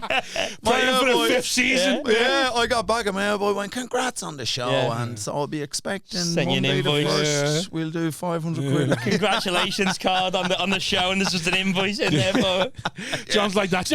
She's 14 now. Do you think we can still go when she's 40 or what? I'll just about pay me dad off then. Right. But I was sitting there and I was like, what am I going to do, man? Like, really? And I started, like, really feeling my mind going. Like, the actual, just, like, I started. And it's the weird thing with, like, stress and all that. Like, because my whole body started. I've never had psoriasis, right? I've never had it. Started getting psoriasis everywhere, man. Everywhere. And I was like, I thought I had skin cancer or something. Because, Right. you know, I'm always a bit like, you know, but I was like, what is it? And I went into the doc and I was like, what? And he goes, yeah, well, what's been happening? I told him, and he went, that's just like your mind, your head's Stress. going so nuts about. Because, man, even when the parents lent me money, I went, okay, I can survive till this date. Yeah. But I was like, I don't know when I'm going to be earning able the to. money. Like, After that, yeah. and man, the worst was I went down. I went, I've got to start to do something, even if it's for no money or whatever. Yeah. So there were these charities. So I went down to one and said, look, I'll do it and pick up litter. You know, bring meals to old people. I'll do whatever you need, just to make me feel a bit better about myself. And they went, we're full up. We've nothing for you. I went, you've nothing for me for free. I'm literally walking around going, I will do whatever you want for nothing. And your man's going, nah. You're not you, mate, not you. Yeah. That's how useless. That's how undervalued we are. And it is. So it was brutal. So I got home to the missus and I was like, I was just. And then because even I re-registered as a teacher. That cost me an extra Can I do any online quid. tutorials? Or No, anything? because I'd never worked in the system, man. You know what I mean? So you'd have to go in and start teaching for a bit to go. This is this curriculum, this syllabi, you know, all that. So I'd never done any of that. And I re-rented. That was an extra 1,500 Aussie dollars to register. And then the school's never opened. Yeah. So I was like, this debt, more debt, like for nothing. And mind was going nuts anyway. And then I spoke to some actor mates of mine. And they were like, man, they're shooting stuff again. They're making locked in COVID bubbles. And they're shooting stuff. Now, I hadn't been cast in a while because I hit a point. I went, right, man, I'm gonna really give this stand up a go. I'm not, because I was doing audition tapes going around, doing the glees and all, and then getting one of the lads who I'd say, if I was on with you, I would have been here. So can you come in and do this tape for now? Right. Then you got to bring someone for dinner or something because you got to say thank you. Yeah. Well, you're. I'll do that for free if you ever need John. I'll sit there and read the lines. You're one of the only ones because it was. Listen, John. Yeah, he'll lure me back to his hotel. What he's thinking? False pretenses. Yeah. What he's thinking? No, he's thinking you're going to send that tape off and either one get cast. That's what's in his head. That's your thinking. He's there thinking, I'll do that, John. I'll do that. And then the next thing he's got your fucking job. That's you did that dialogue a bit too well, mate. You know. Yeah. What do you need me to say? What kind of emotion do you want me to say it with, John? I'll do the feed lines. I've done them before. Done them for my sister. Well, even just to have something to do, man. Not even been realistic that I'm gonna get cast. Right. Man, I did the LA thing where I was auditioning. And that can be pretty brutal, can't it? Oh my God, you're so like getting all this getting you the next and LA is sale. so brutal, man. Like it goes from like I remember the first day. So Emmett, my mate, who's now doing real well, he got me in with this big agent, but they'll meet you because they don't want to piss him off, but they've no interest in you. Like, and I remember walking in for a meeting. I was so nervous. I'd worked up, I've been in this, I've done this, I'm doing stand up, and I went in, and the guy turns it. So he's reading a script, and I literally walk in the room, and he just puts his hand out like that. Fucking hell. And I stand there, and no shit, it was probably only about 60 seconds, but that's long, man. When you're standing, I was like, do I take a seat? Yeah. That is long. Do I watch? And he's like this, doesn't put his hand down. And then he gets the script and drops it on the table and goes, so I've been told I should meet you. Why? That was That's good. That's gangster. So you know what I mean? You're like, you're dealing with that. Then you're going into these, doing a cast, and the casting director's like, oh my God, you were incredible. Like, giving you all this, you're walking out going, oh man, I do have something to offer. Like, I could land something here. Like, as soon as that door shuts, he was shit. Yeah. Like, you're doing, so anyway, when I started going, right, they're doing stuff, I went, I'll do audition tapes, I'll send them off. At the very worst, it gives me something to do for the day. Yeah. And I started then working on them tapes like a madman because there's nothing else to do. And the kids show, the BBC thing, came up, and in it I have a puppet arm, so I've no arm in it, I've this robot arm that comes off and all this. And I know, talking to them after, guys just kind of covered their arm or whatever. But man, I was losing my mind so much. I built I still have it at home. I got this marigold thing. Yeah. Marigold love stuff that drew eyes on it. Glued eyelash. And me missus was like putting hair. She got ripped stuff off a mop. We glued like a mop. Right. Out of pure Just losing our minds, man. Really losing the... Because she was working from home. So we genuinely had nothing else. She's so we were dealing both with like your shit going on. She's kind of doing it your going, breakdown. this guy's going to end up like... You know what I blowing mean? his brain. Yeah, He's going to blow my brains out. Never mind his own. Murder suicide. was Isn't it? grim. Right. And anyway, it shows you how weird, like, because they went, oh man, this guy he actually did an arm. So then they tick you It's into... about standing out, isn't it, them things? Like I was listening to Two Vegan Idiot, and I think Carl Donnelly was saying how sometimes these people that want these things, sometimes you're best off almost doing it when you're out walking, because everyone sends the same thing in of them sitting there with a white wall doing the lines. Yeah, but they tell you. So I done that same advert. Right. When the card's on about, they tell you to do it behind the white wall. Yeah, they do. Yeah. Yeah, and they give it to the cunt who's going walking down the side of the canal. You're like, no, you told me to do. I've done what you told me. But I heard that's about standing out. Did you ever isn't it? see that movie Sideways? No. It became a massive hit. Two lads go on a wine trip in California. Like, it's like a little indie movie that became huge, and they're both massive now. What's his name? Anyway, you think, but in one of the funniest scenes in the movie, the bloke has to run away from somewhere naked.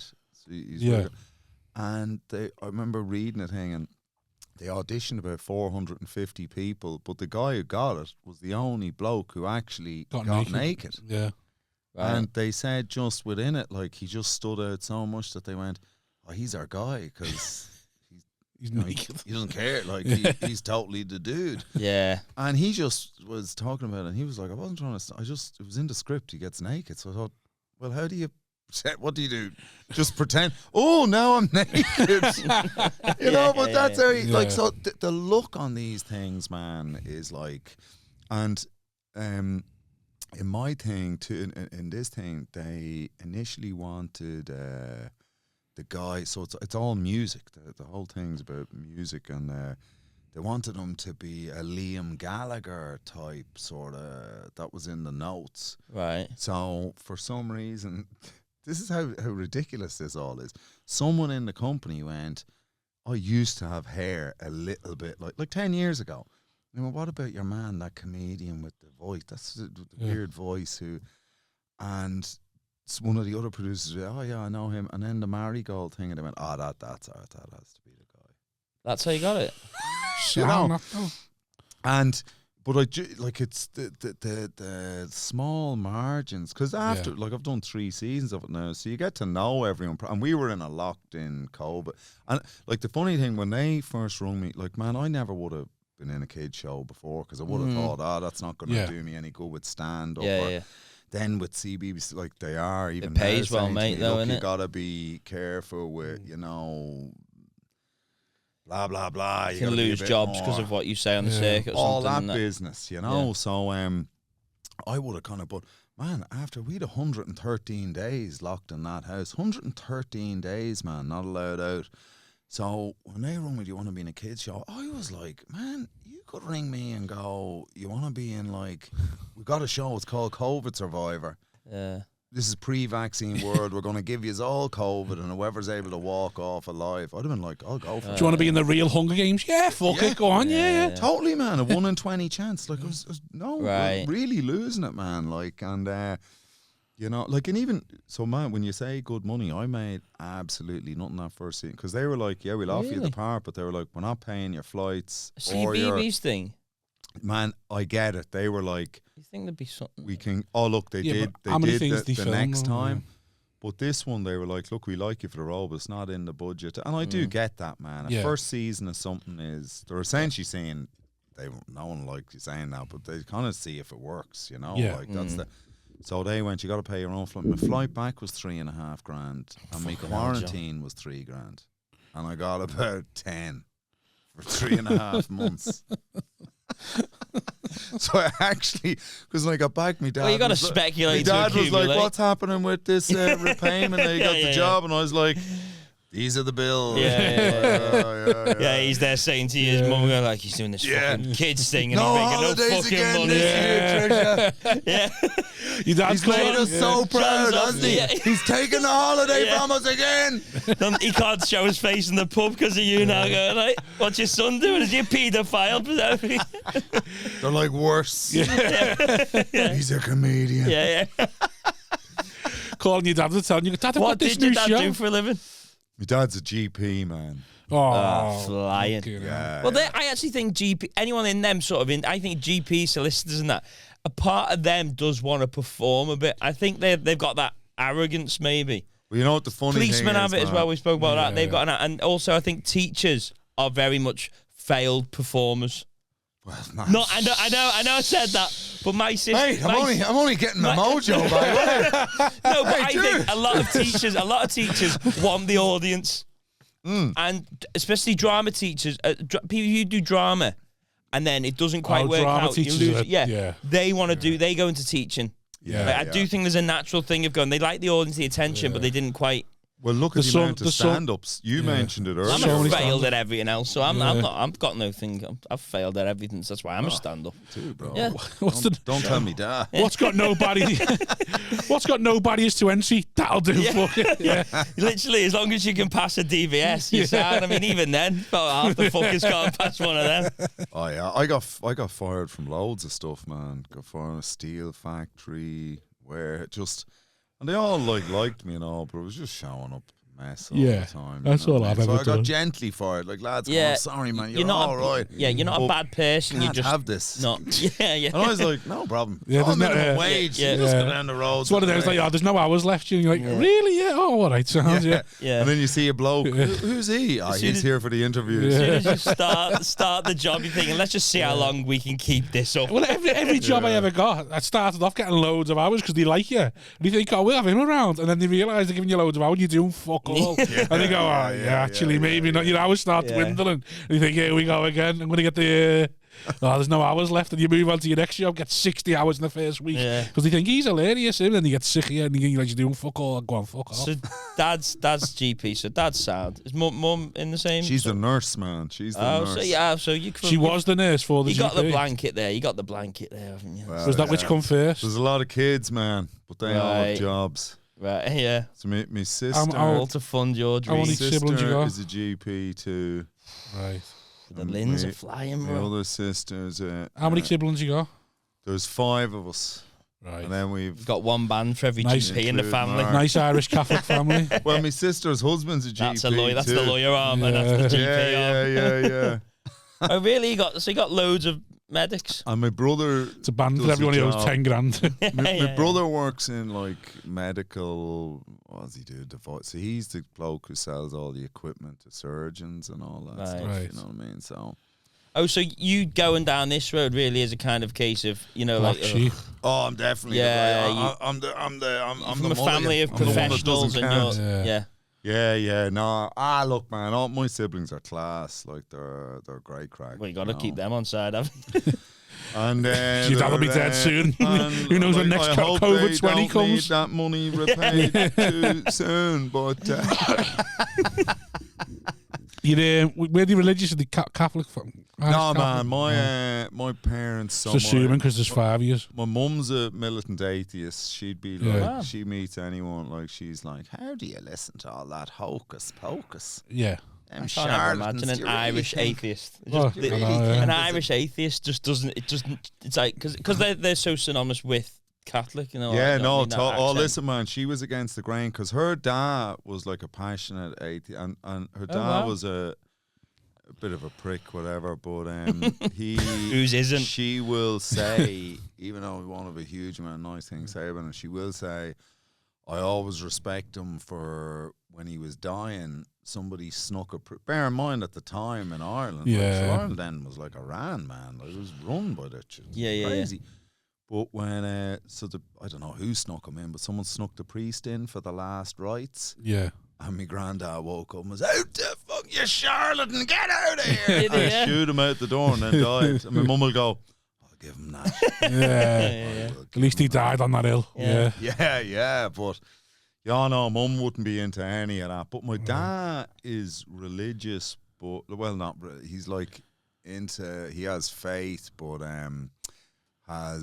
would be very Surely being a man skeptical of of the science, institute. though, isn't he? Right. Oh, totally, and he'd be very Is he a skeptical. little of the Catholic church, man. guilt? So my dad was one of the first guys to not the first, one of the first guys start doing like vasectomies and family planning and all that business. Right. You know what I mean? So I remember as Do you a have kid, people like protesting against him and that then? huh?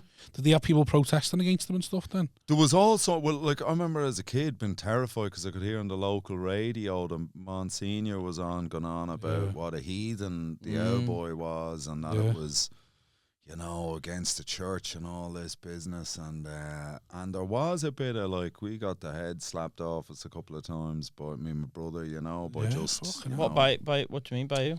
Boy, other kids whose parents would have been gone, they're like pretty. The wrongdons, Oh, so it was almost like you were like rebelling, weren't you? wrong. Look, there were a lot of people that weren't. I mean, even Some people, the Monsignor bloke, we lived on the same road, and he used to come around for a drink. And I know he came round, and my dad was like, "What was all that about?" And he's, don't worry about it. That's all the boys upstairs. I had to say all of that. fucking hell. So that's the type of madness you were living in there. But like you say, some people are just mad. Like I remember, because my grandma and granddad, they were proper strict Catholic at one point. Well, a lot of that generation are. Some with them. Some of my uncle died at Hillsborough.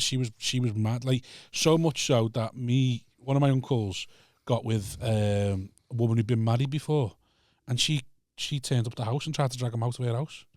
Get away from him, you slut, and all stuff like that. Like just because in her head, that was one of the worst things you could do. You're going against God. If you get divorced, you're going against God, sort of thing. So she must be going against God. So what's she doing would get away from my son before you take him down your hellish path. Yeah, like, but then the institution of it, like because my old boy, because he would think, look, having a bit of faith is good for your head, good for your life, all that.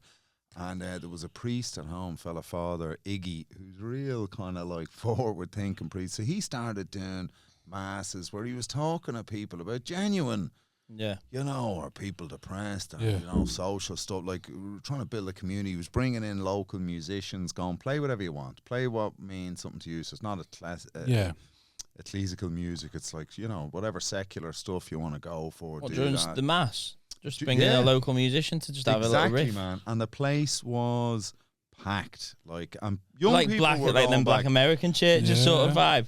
Well, it was just like actually that celebrating something like it's a party. Well, not that's just what, like sitting there like. That's what baptisms like. So Baptist churches, they're like that. Like you obviously got the Westboro Baptist, who's famous, where they're audible. But like Alan Finnegan has been on the pod. He's a minister. His church is more like that. It's more of a celebration than it is the like, party on the You're not Sunday. going there and getting made to feel guilty. You're going there and getting told you're loved, sort of thing. Well, he was kind of like, the church is dying. Like it is. There's no one who goes to mass. Like he went there, but he started getting like a lot of attention, and then there was sort of Ray Darcy show, and so it was a big show at home radio show, be like London City Radio or something comparatively, and he was on that all the time. Like, and he'd be joking with his flock, like, so he'd talk about, and we have such and such in here today to be a strike on. I remember the cops were striking, and they called it the blue flu. And, he's joking about that. And then seeing my dying and kind of going, and there's Ollie Lynn, did you give him a medical cert for his blue flu? Like, you know what I mean? And everyone's laughing and feeling part of the... Yeah. He's the bloke I go to from his screen. He's the bloke with some burgers, the house. I go to, making a... And then the church sent him to Nigeria. Because he was getting too much... Like, he was of a modernistic bent, so they just went, out! To avant-garde. Yeah, it wasn't playing. So he went to Nigeria to do what? He was like, with Armada. Building school. With my ex, Martha. Martha Thomas and Iggy in Nigeria. Martha Marlene Thomas. Yeah. Building school and living on a chicken farm. So that's how mental it all is. So, or was. Where with your CBeebies thing. Yeah, so got into that, man, and it's funny, like it's kind of nuts or whatever, but like it is, bits of it are really kiddie, but for the likes of me, man. Do you have to let yourself go to do it, sort of thing? Do you have to get over yourself at the first part? Like, I think my biggest problem with doing anything like that was Abby my own stumbling block. Because you'd be thinking of everyone watching you go. Yeah, just getting out my own head, like just like ripping me, like getting like Abby my own way, going to a cunt here, or stuff like that. Like, well, I remember, look, a big thing. When I started acting, I remember coming up with guys who are now big movie star, like or whatever. Not drop. I'm not going to say they are or any of that. Like, but I remember doing stuff because you'd be all auditioning for theatre and doing like workshops and all this together and improv. And what they used to do at the time was there'd be state bursaries for writers doing stuff. Yeah. They'd hire actors for the day just to see how their stuff sounds. So you just play out the scenes and you get a couple of quid, like £100 or something, So you got to know everyone. And Dublin, as I say again, is small. So you get to know everyone. And, I remember doing stuff with these guys and I was going, I'm no better or worse than any of these fellas. Yeah. And then they would land something. For example, my buddy Emmett, the guy, so he got Hollyoaks. And we were all like, what's he doing? Hollyoaks. And he was like, man, it's the camera experience. He was like, I'm going to learn so much. By the end of this, I'm going to be really Who was he in Hollyoaks? He was Brendan Brady. Like a man, I never watched. Like never seen it, wouldn't kind of a psycho. I think he was a repressed gay guy. So that was his first big-ish role, major role in UK TV, sort of. Exactly, his very first one, and he did a good few seasons. So you were questioning him taking that role? Well, I was kind of like at the time. Why are you doing on it? Why would you want to like?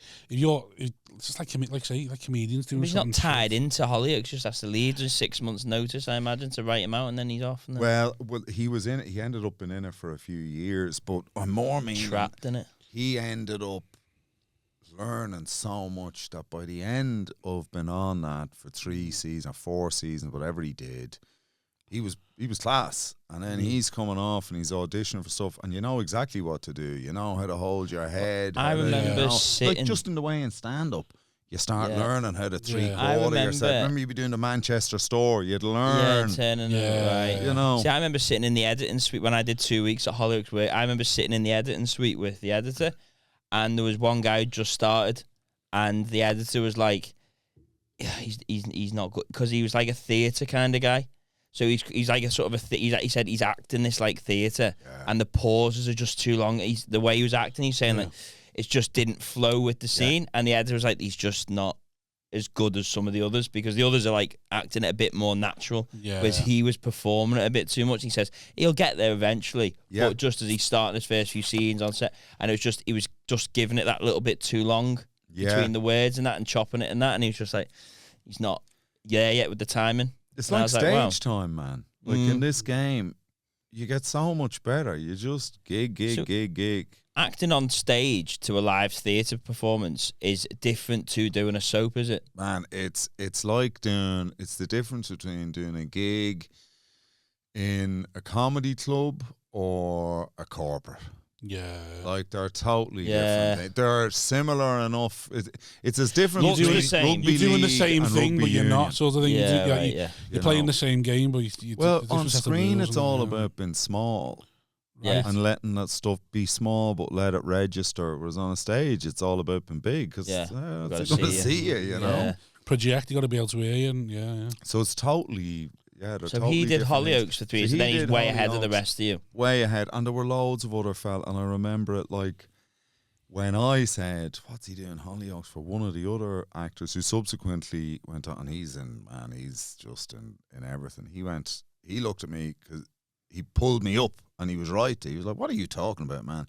All that camera time, like, that's what you want to get on to learn. Who are you, man? So what was... Who are you going to... And I was putting me box and like, oh, no, you're right, mate. Like, and so to get that amount of screen time to do, like, and that last one, it is 6 months with the same director of photography, like, you learn so much. Like, you want to be on a long time. Those guys are running a whole camera crew. So it's not just him he's running everything with all his, there's 5 in a camera crew operating one camera. And if you go up and start asking them questions, oh, why are you doing this? And why did you turn that round there to, like, how come that bit? Because they'll shoot something and then go, no, that doesn't work. And I'm like, why? Because I'm going to do the same. Why didn't it work there? But you got to be on ages to be intimate enough with someone who's under a lot of pressure to ask them to be willing to give you the time. You know what I mean? Yeah. You know, like if you start supporting someone, you don't start asking them about the set and drilling them and you know what I mean? You just build do your that thing, rapport and then you got to build it. But then you get to know them after a while. Then you can say, "Here, man," and they'll give you a tip or something. Yeah, what do you think of this? Would you have a look at that? And you know, so any acting tips for me and Big Bobby T? Just a little. No, we think we built enough rapport now, haven't we, John? I'm taking all them roles. I've suffered enough, lads. You can see us coming. My dad wants his money. He wants his money. Yeah, because me and him are going to steal your kind of roles, aren't we? We want a handsome Irish man. I know just the guy. There's this fat bald scouse. It's the same thing. It's the same thing. Right. So so the could you have got a role in Hollyoaks? Then do you think you could have easily got on there? I imagine there's a high turnover of characters and obviously back then I was way younger too. So so you know, so do you think you didn't get Hollyoaks because you didn't really want it, push yourself in that direction or something? Well, at the time I would have thought, man, every time I walk out doing stand up. Because I saw it happen. There was a bloke who gave up years ago, Eddie Nessens. I'm the rapist from Hollyoaks, isn't that James Redmond's? Mate, that's the, like, and you do get a bit of that. But I wasn't experienced enough to know, man, that would have been great. All I would have had to do was write 3-4 minutes, 5 minutes about being the dude from Hollyoaks. Get it banging address it and move on, And then, but I didn't know at the time. Man, I was listening to people who were more senior than me. Because you don't know. And I was just picking up, they were like, oh, would you do Hollyoaks? Not really realising they'd probably kill you to do Hollyoaks. So I was like, what? He looks down on Holly? Oh, I'm not doing Hollyoaks. You know, all that. Like the way, I remember, man, lads with gigs. Like, okay, a real big lesson for me, and I won't say who it is because you also know him, and look, we've also had it. So many times you've mentioned names, you won't fucking know. Oh man, because I kind of sometimes see lads going on bitching about other people. I'm like, man, it's not a good look for any of us. It's a bit like, anyway, that's just the way I'd see it. But one of the lads, I remember him, a passive aggressive kind of thing. So I was doing voiceovers, and I did one for McDonald's, man. Yeah. And he was like, how can you do that? Like, how are people going to take you seriously as a comedian when, you know, you're selling burgers? And I was devastated because I respected this dude. And I was like, oh, my God, man. Is everyone saying that about me? Like, and that cunt's got it from Bill Hicks and hasn't looked in Bill Hicks' background. Who'd done all sorts of shite before he was Bill Hicks. You got to pay the bills. This is the thing. And this was the lesson I'd say to anyone, like, starting out. Because I was genuinely distraught, and I was thinking maybe I should stop doing voiceovers and go back to teaching. But I was feel like you fucked your career a bit. Like totally. I'm going to be the Mackey's guy. Totally, man. I was like low about it, and then I went in to do one on a Monday morning, and the bloke says to me in there, Noel Story, Beacon Studios, and I'll never forget it, because I was pretty low about it. Like, and I walked in, and he goes to me, man, do you know this bloke such and such? Because he messaged me all the time to try and get in here, and he's wrecking my head, man. Like, and I was like, are you serious? Like, cheeky, and man, it was like that Kaiser Soze moment for me when the cup hits the ground, looks at the board, because I went, no one's been totally honest with me. I got to stop taking all this I think with at anything, face value, because I was so naive, and I was like, oh, if that's what the boys think. Yeah, you don't want, but with anything like that, I think if you're in a position like where you don't need the money, then maybe you go like, maybe I won't. But if you're a struggling comic and someone goes, do you want 10 grand to do 30 seconds of what you go like, I need first you got to be able to pay the fucking bills like that. You'd be irresponsible to say no because I don't want to sell myself. It's like, mate, if you're worth 50 million and you're doing it for £1 million, like, all right, what are you doing for? But if you're basically going like, oh, I can't pay, I'm lending money off people to survive, and someone says, do you want to do this voiceover for 10, 15, and you're like going, nah. Because I'm an artist, you know, you're a fucking moron. Never mind an artist. Man, those voices. So you used to even do a demo, right? And a demo is they don't know who's best for the voice. And a lot of these companies have huge money, so they go, what's the cost everyone to try it? It's €100. I think it was 118 euros what it was. So they would literally go, bring 20 of them in, and we'll pick one. So you would rock in, and you'd literally pick up a thing and go, you know, Guinness. Alive inside. Oh, you should definitely be the voice for Guinness. And you'd walk out the door. I love that. And you get into your car and you drive from Dublin to Cork for 150. Yeah. And pay your own stuff. Yeah. You're getting back at 3 o'clock in the morning. Bollocks, your back's wrecked.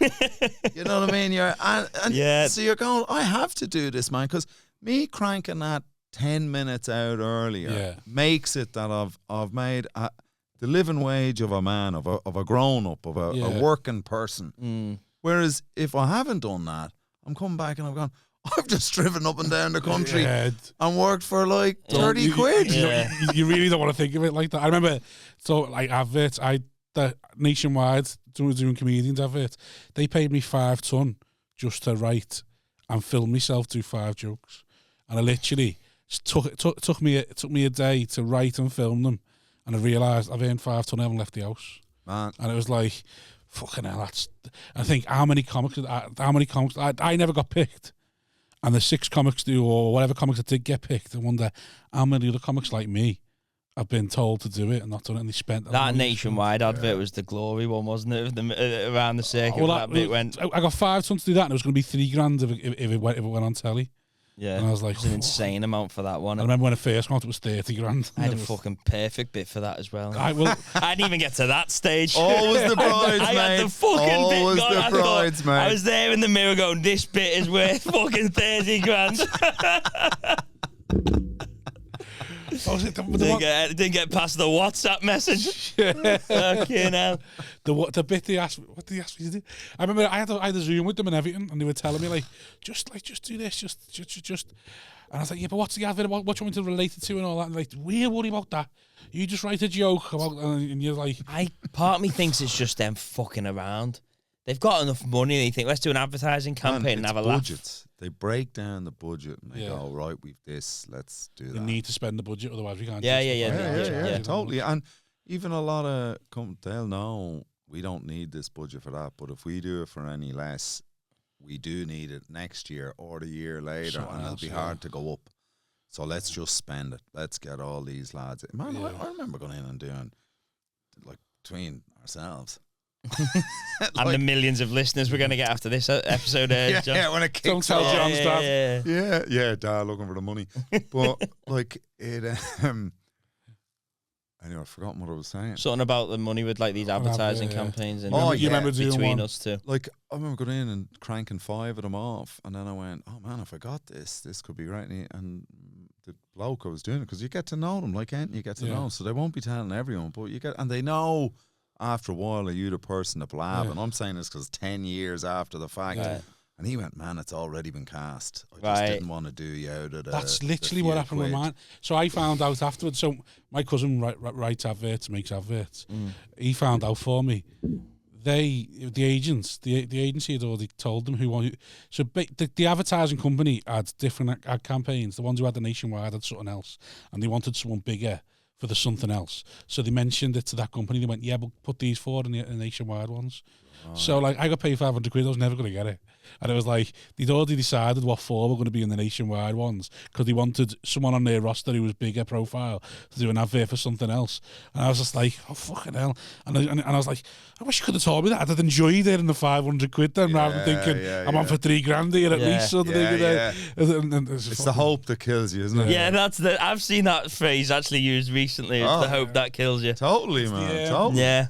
Speaking of adverts, like I've got a funny story. I won't mention their names, but you'll know it. It's a common story.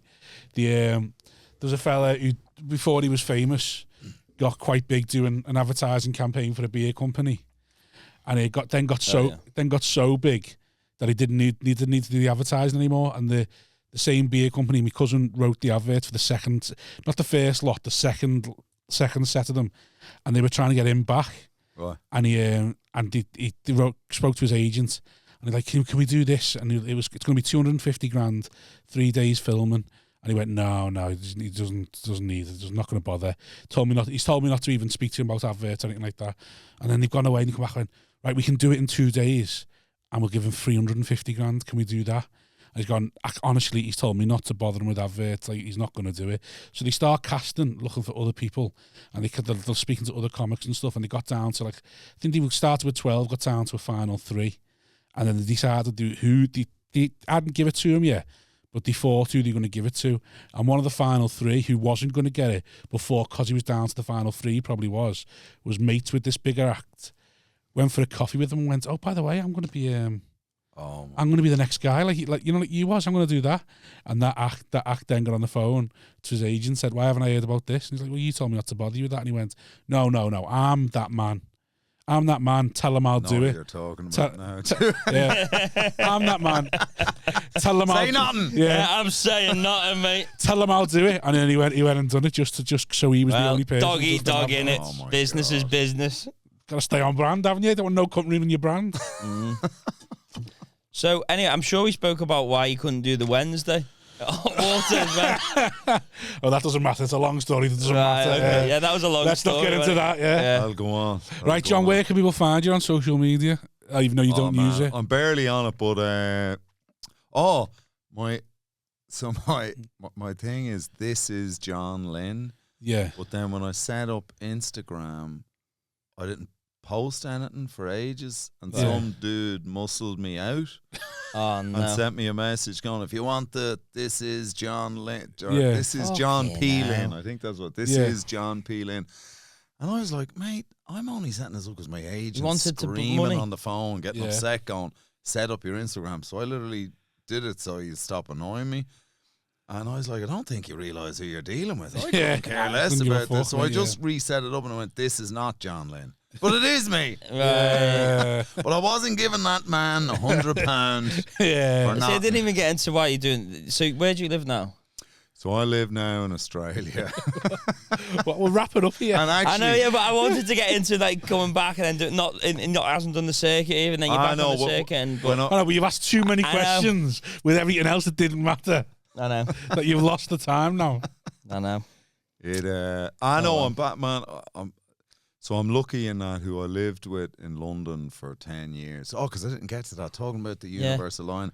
When I first, with the store, I'd know where to live, and Stady was doing a tour show out in Hemel Hempstead. And he went, you want to come and do that with me? He says, I'm crashing with a mate in Bethnal Green. And I went, oh, my mate lives around the corner in Bethnal Green.